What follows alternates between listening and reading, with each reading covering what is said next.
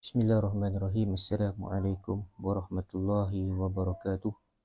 Alhamdulillahi rabbil alamin. Wassalatu wassalamu ala ashrafil anbiya'i wal mursalin. Sayyidina Maulana Muhammad wa ala alihi wa sahbihi ajma'in. Qala subhanaka la ilma lana illa ma 'allamtana innaka antal alimul hakim. Wala hawla wala quwwata illa billahil aliyyil alim. Allahumma salli ala Sayyidina Muhammad al-Fatihi lima ughliq wal khatimi lima sabaq nasiril haqqi bil haqq wal hadi ila siratikal mustaqim sallallahu alaihi wa ala alihi wa sahbihi haqqa qadrihi wa miqdarihi al-azim. Bismillahirabbil azim wa rasulil karim wal malaikatil muqarrabin. Assalatu wassalamu alaika ya sayyidi ya Rasulullah khudh biyadi qalat hilati adrikni la ilaha illallah wahdahu la syarika lah lahul mulku wa lahul hamdu wa huwa ala kulli syai'in qadir. Alhamdulillah, bersyukur kita kepada Allah Subhanahu wa taala kerana dapat kita menyambung pembacaan kitab Syama'il Muhammadiyah Imam Tirmizi rahimahullah ta'ala, yang dimana di dalam kitab Syama'il ini dihimpunkan segala hadis-hadis berkenaan dengan Nabi SAW, berkenaan dengan fizikal Nabi, berkenaan dengan akhlak Nabi, berkenaan dengan apa yang Nabi makan, apa yang Nabi minum,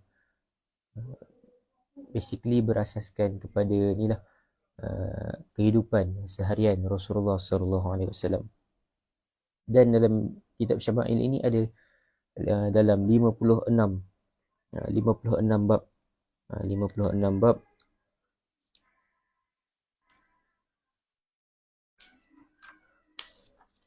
Terdapat dalam 56 bab, dan kita telah selesai membaca 30 bab daripada 56 bab. Dan adalah berbaki lagi, banyak lagi lah, dan insyaAllah kita target dalam tahun ini, dalam tempoh setahun ini, kita dapat mengkhatamkan kitab Syama'il Muhammadiyah yang kita telah baca bermula daripada tahun lepas lah, bermula daripada awal tahun lepas insyaAllah. Dan insyaAllah pada malam ini kita akan masuk pada bab yang ke-31 berkenaan dengan minuman Rasulullah SAW. Qala mu'alifu rahimahullah ta'ala wa nafa'ana bihi wa bi'ulumihi wa barakatihi fid daraini amin. Ma ja'a fi sifati syarabi Rasulillah SAW. Bab ini mengemukakan hadis-hadis tentang minuman yang pernah diminum oleh Rasulullah semasa hayat baginda lah, minuman yang pernah diminum oleh Nabi SAW. Kita masuk pada hadis yang ke-192. Hadis yang ke-192, yakni Nabi SAW itu menyukai minuman yang dingin dan juga manis.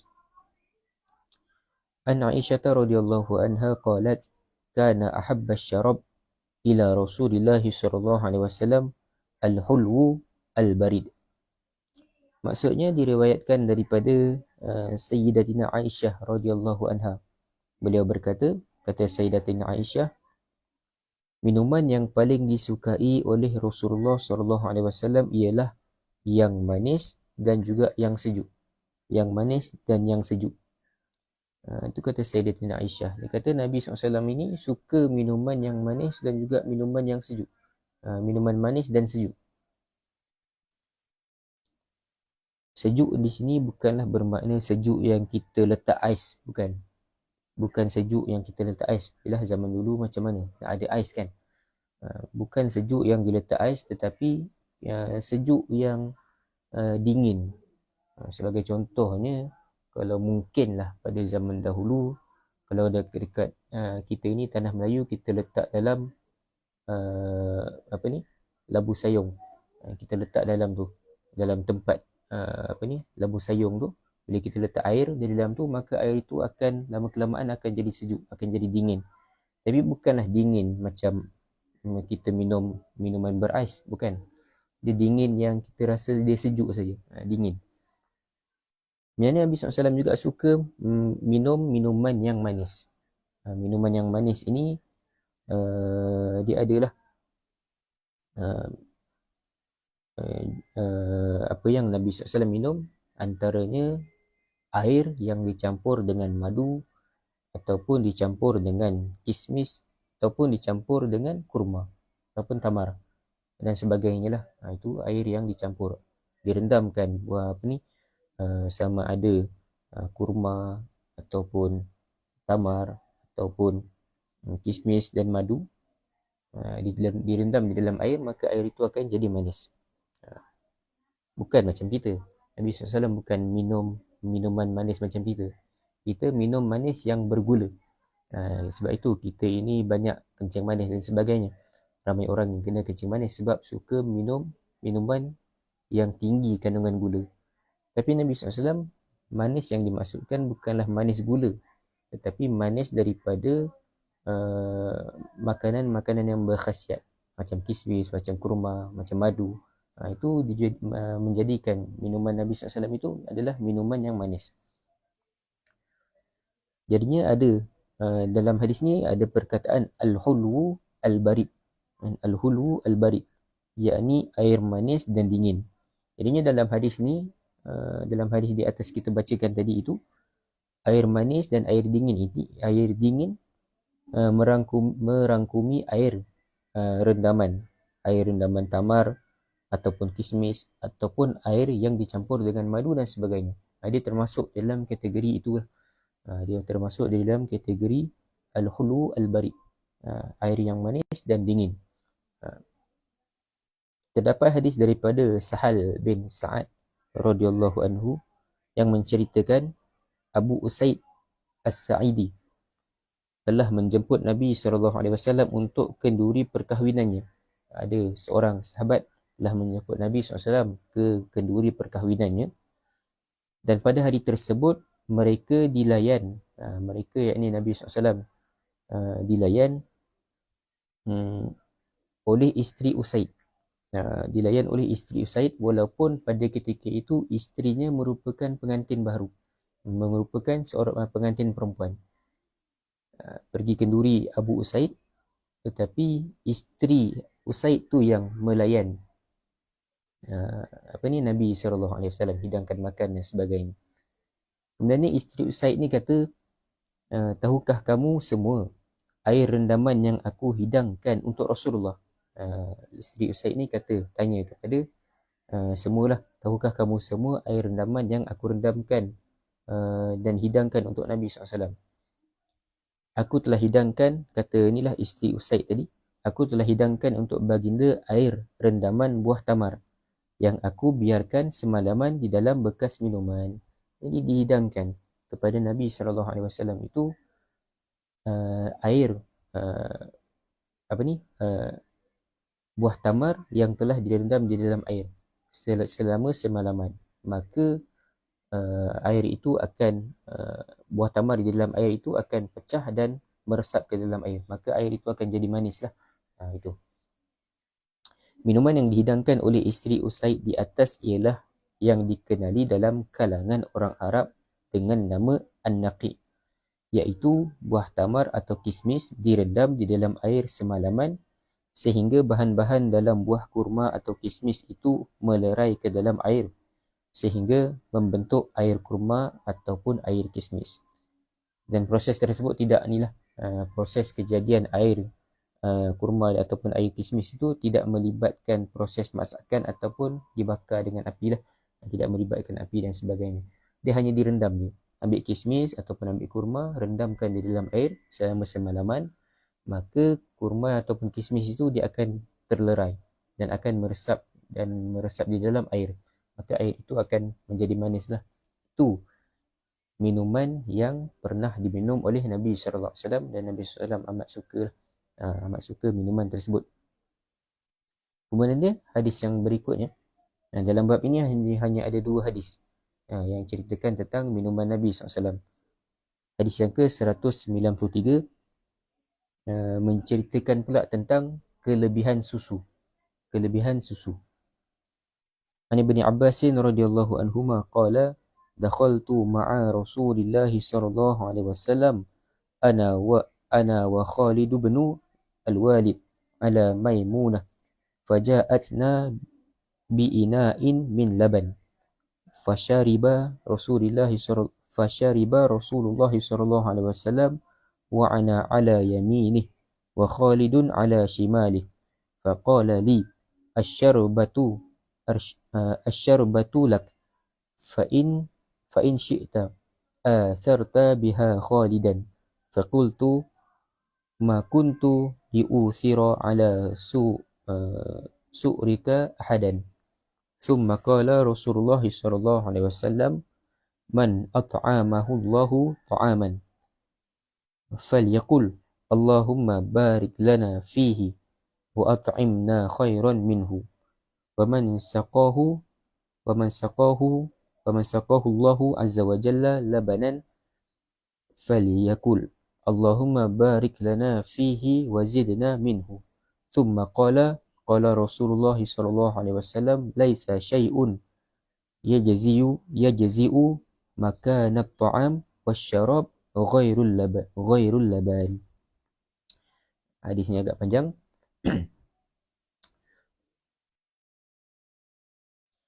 Maksudnya diriwayatkan daripada Ibnu Abbas radhiyallahu anhuma. Diriwayatkan daripada Ibnu Abbas radhiyallahu anhuma menceritakan, beliau menceritakan Rasulullah sallallahu alaihi wasallam bersamaku dan juga Khalid. Ibnu Abbas kata Nabi SAW bersamanya dan juga Khalid bin Al-Walid radhiyallahu anhu. Ada 3 orang lah, Ibnu Abbas, Rasulullah dan juga Khalid bin Al-Walid. Masuk bertemu Maimunah radhiyallahu anha yang merupakan isteri Nabi sallallahu alaihi wasallam. Lalu Maimunah membawa kepada kami 1 jak susu. Dibawa kepada mereka bertiga, Rasulullah, Ibnu Abbas dan juga Khalid ini. Khalid dihidangkan kepada mereka 1 jak susu. Lalu Rasulullah sallallahu alaihi wasallam minum susu itu. Aku, yakni inilah Ibnu Abbas, aku berada di sebelah kanan baginda, sementara Khalid di sebelah kirinya. Ibnu Abbas dia duduk sebelah kanan Nabi SAW dan Khalid duduk di sebelah kiri Rasulullah. Kemudian baginda berkata kepadaku, Nabi SAW kata kepada Ibnu Abbas, minuman ini untuk kamu. Jika kamu sudi, kamu utamakanlah susu itu untuk Khalid. Kemudiannya Ibnu Abbas berkata, kata Ibnu Abbas, aku tidak akan mengutamakan sesiapa pun untuk menikmati bekas mulut engkau, wahai Rasulullah. Ini Nabi SAW minta izin kepada Ibnu Abbas. Jika kamu sudi, Nabi kata, minta izin, jika kamu sudi, utamakanlah susu ini untuk diminum oleh Khalid terlebih dahulu. Tapi Ibnu Abbas kata, aku tidak akan mengutamakan sesiapa pun untuk menikmati bekas mulut engkau Rasulullah. Ibnu Abbas menolak lah. Dia tak nak ada orang lain yang dapat minum bekas Nabi SAW terlebih dahulu sebelum dia minum. Itu Ibnu Abbas. Kemudian Rasulullah SAW bersabda, sesiapa Allah memberi makanan, hendaklah ia mengucapkan. Sesiapa yang Allah memberinya makanan, hendaklah ia mengucapkan. Ini doa lah. Ini doa. Allahumma barik lana fihi wa at'imna khairan minhu. Siapa yang Allah beri makanan kepadanya, hendaklah dia mengucapkan Allahumma barik lana fihi wa at'imna khairan minhu.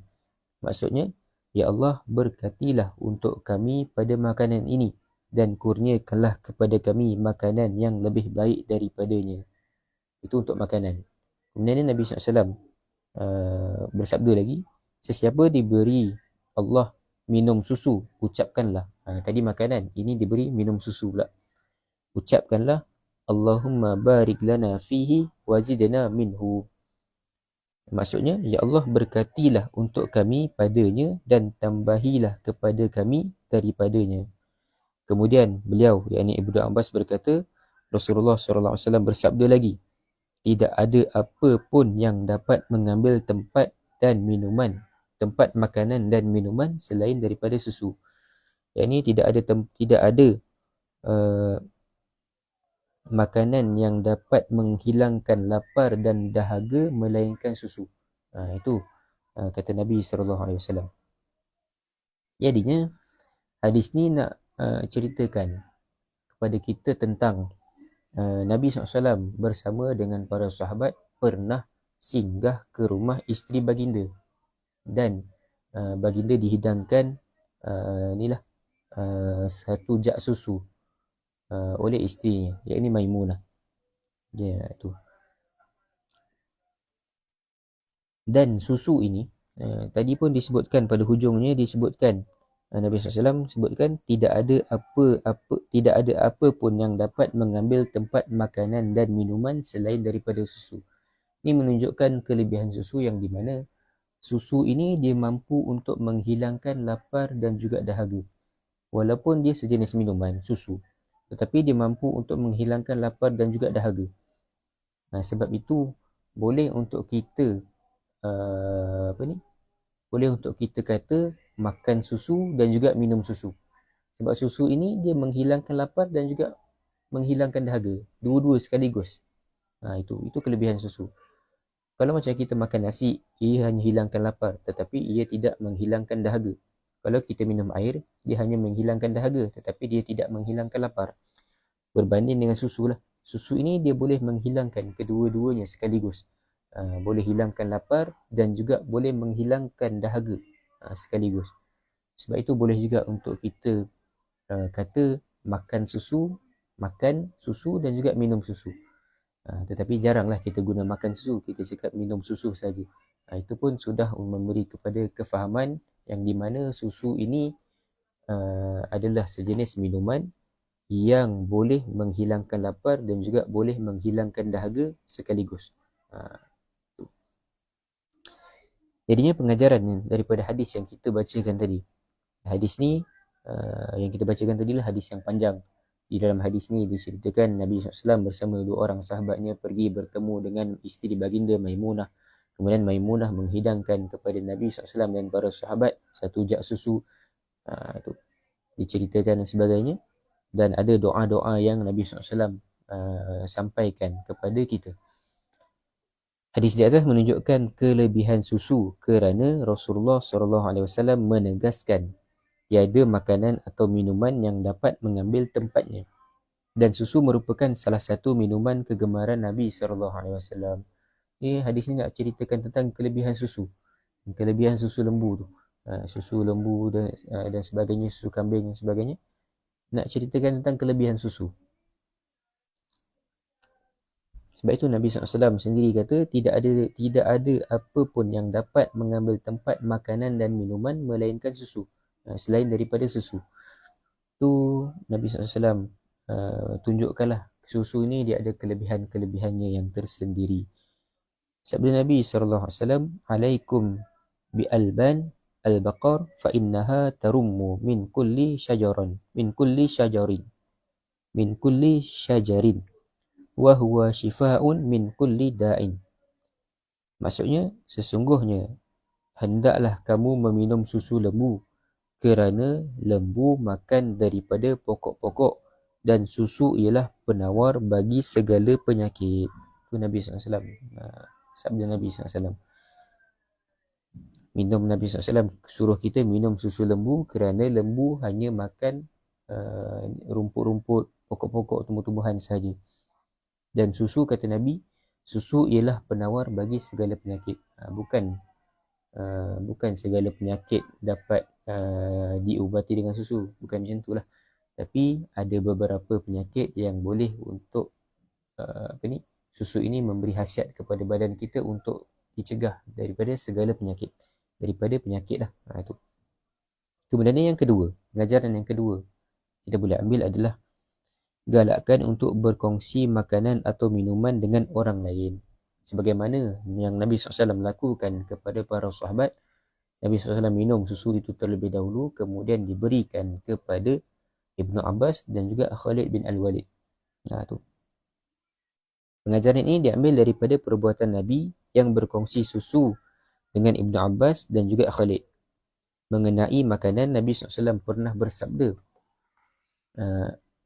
Ahabbut ta'am ila Allah ma kathurat alaihi al-aidi. Makanan yang paling disukai Allah ialah yang banyak tangan, yakni dimakan beramai-ramai. Ini Nabi SAW bersabda, makanan yang paling disukai oleh Allah ialah yang banyak tangan, yakni makanan yang dimakan secara beramai-ramai. Itu yang paling disukai oleh Allah Subhanahu Wa Taala.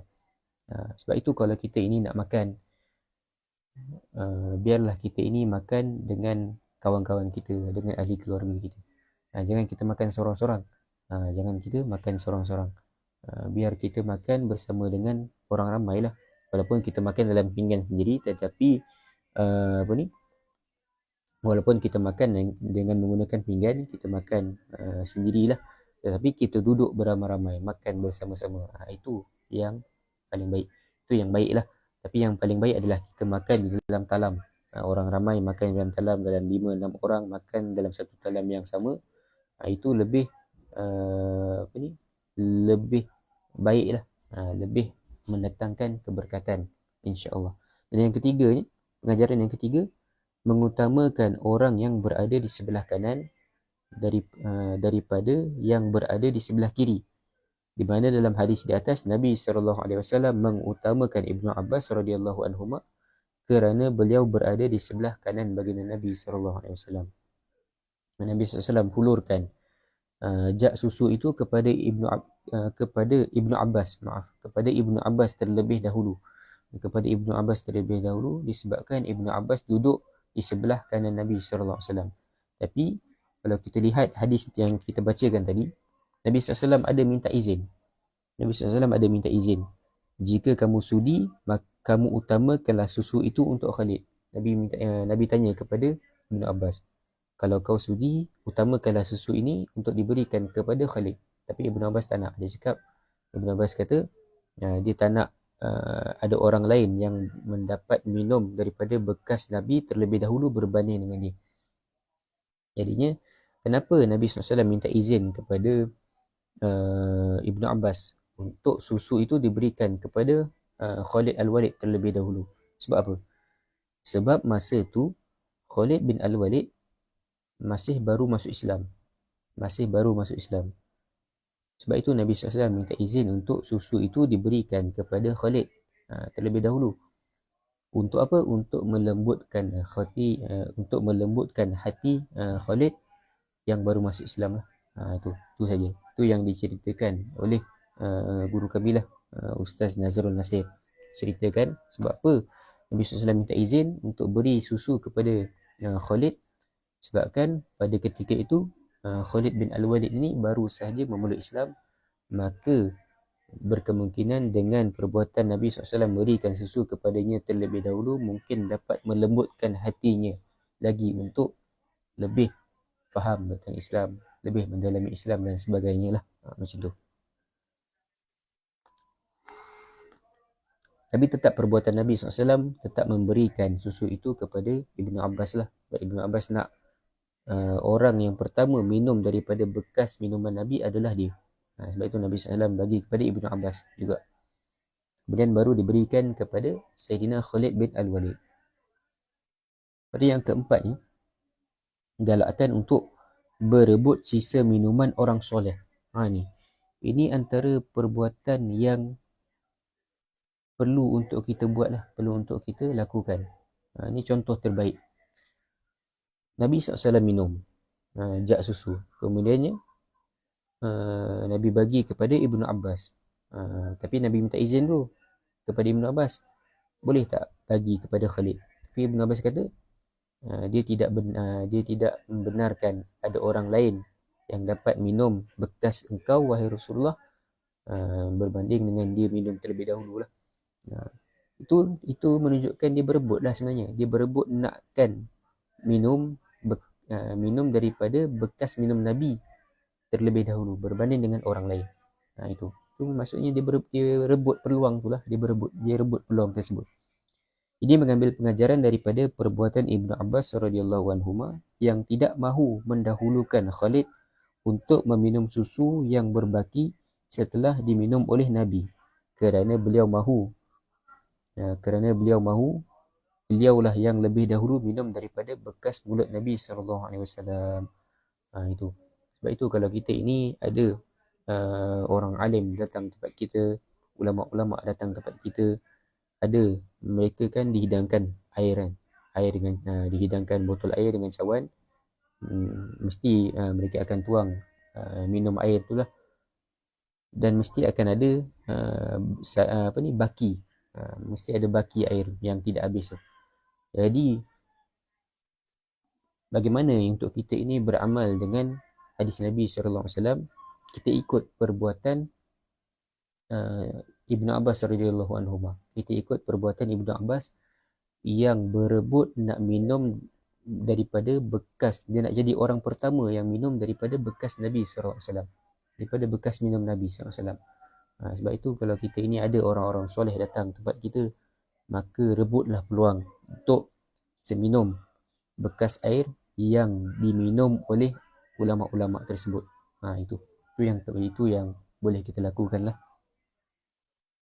Dan yang kelimanya, pengajaran yang terdapat di dalam hadis yang kita bacakan tadi, galakkan untuk memohon daripada Allah keberkatan untuk makanan dan minuman.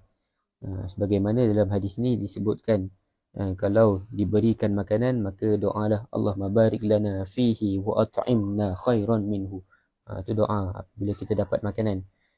Dan apabila kita minum susu, bacalah doa Allahumma barik lana fihi wa zidna minhu. Itu doa yang boleh untuk kita amalkan insya-Allah. Jadi kesimpulan daripada bab ini, kesimpulan daripada bab yang ke-30 ini. Yang pertamanya, Nabi SAW menyukai minuman yang manis dan sejuk ataupun dingin. Nabi SAW sangat suka minuman yang manis dan sejuk. Antaranya ialah air rendaman kurma atau kismis yang diberi nama An-Naqi'. Nabi SAW sukalah minuman yang air rendaman kurma ataupun kismis yang orang Arab panggil sebagai An-Naqi'. Dan yang keduanya, kesimpulan yang kita dapat buat adalah antara minuman yang disukai oleh Nabi SAW ialah susu. Nabi SAW suka minum susu. Baginda pernah berkata tentangnya, tiada sebarang makanan atau minuman yang dapat mengambil tempat susu. Sebab itu susu ini, macam saya sebutkan tadi, macam kita telah bincangkan tadi, susu ini dia menghilangkan lapar dan dahaga sekaligus. Dia tidak menghilangkan dahaga saja, dia hilangkan dua-duanya sekali. Sebab itu kalau kita ini tak ada makanan, kita hanya dapat minum susu, maka susu itu dia dapat dia dapat memberikan kepada badan kita ini tenaga lah. Dapat berikan kepada badan kita ini tenaga. Andai kata jika satu hari nanti kita tidak ada makanan, hanya ada susu, maka susu itu telah sudah cukup lah, sudah membadai untuk memberikan kepada badan kita ini tenaga. Sebab susu ini dia ada sumber protein dan sebagainya, dia ada vitamin. Itu kelebihan susu lah.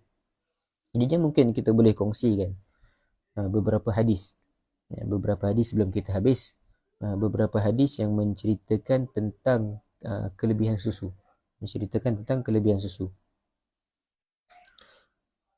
Nabi SAW bersabda, Inna Allah Azza wa Jalla lam yada' da'an illa wada'a lahu shifaan fa'alaikum bi'alban al-baqar fa'innaha tarummu min kulli syajar.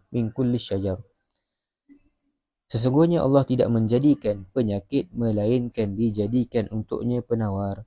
Hendaklah kamu meminum susu lembu, kerana sesungguhnya lembu makan dari pokok-pokok. Itu yang pertama. Yang kedua, hadis yang lain, alaikum bi'alban al-baqar fa innaha tarummu min kulli syajar wa huwa shifaa'un min kulli da'in.